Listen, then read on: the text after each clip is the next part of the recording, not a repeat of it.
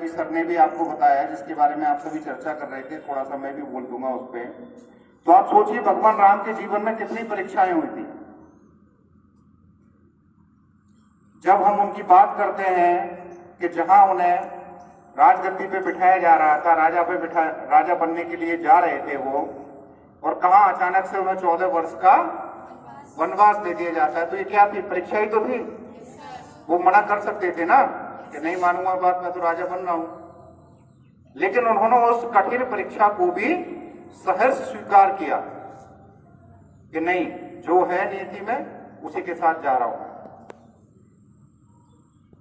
उनके पिता ने भी उनसे मना किया कि मैंने वचन दे दिया, लेकिन तूने क्यों मान लिया? लेकिन उन्होंने कहा नहीं, कि तू तो मना कर सकता था कि मैं नहीं जाऊंगा। लेकिन उन्होंने कहा नहीं, कि अगर आपका वचन है तो मुझे जाना ही होगा। जैसे कुलदीप सर ने अभी आपसे बात कही कि सभी अपने माता पिता का आशीर्वाद लें, वो भी एक तरह से क्या बोला था आपने? बोनस है। हाँ, तो उन्होंने भी इस चीज को सहर्ष स्वीकार किया और 14 वर्ष को वनवास गए, और वनवास में न जाने कितने परेशानियों का सामना किया।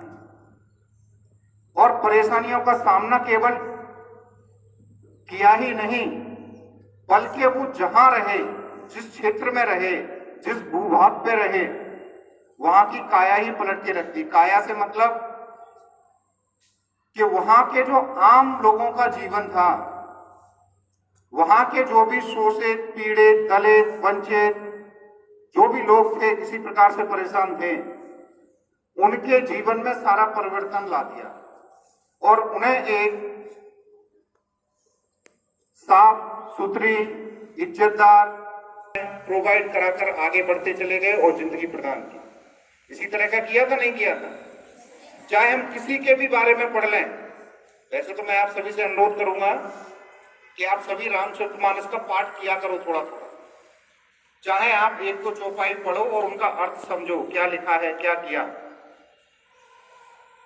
तो जितने भी अनैतिक कार्य करने वाले लोग थे, जितने भी समाज में अत्याचार करने वाले लोग थे, उन सबको उनका सही स्थान दिलाया। सही स्थान कहां था? ऊपर, जो समाज पे अत्याचार करते थे।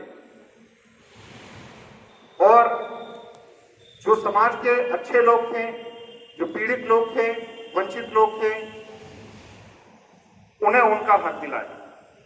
यानी कि जो अनैतिक कार्य करते थे उन्हें उनका परिणाम दिया।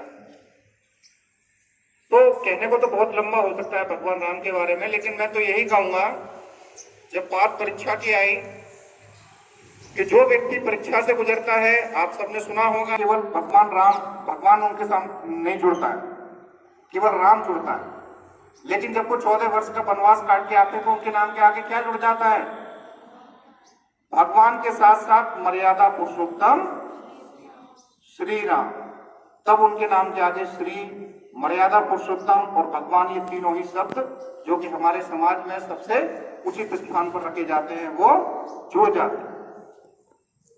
तो हमेशा ध्यान रखिए, जीवन में किसी भी प्रकार की कोई भी समस्या आए तो उसे समस्या ना मानकर, उसे एक अवसर मानकर आप लोग आगे बढ़िए, उसके साथ चलने का प्रयास करिए, उसके साथ लड़ने का प्रयास करिए, उस पर विजय हासिल करने का प्रयास करिए। और कहीं ना कहीं बुराई का अंत तो होता ही है, बुराई कितनी भी ताकतवर हो। यही हमें प्रभु श्री राम के जीवन से सीखने को मिलता है। कहां रावण, कहां श्री राम।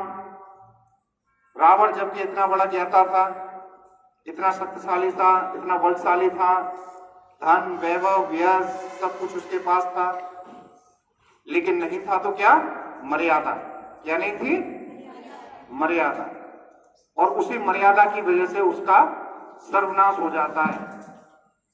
तो आप सभी से भी यही अनुरोध रहेगा कि आप सभी कहीं ना कहीं अपने जीवन में भगवान श्री राम के चरित्र को जरूर पढ़ें।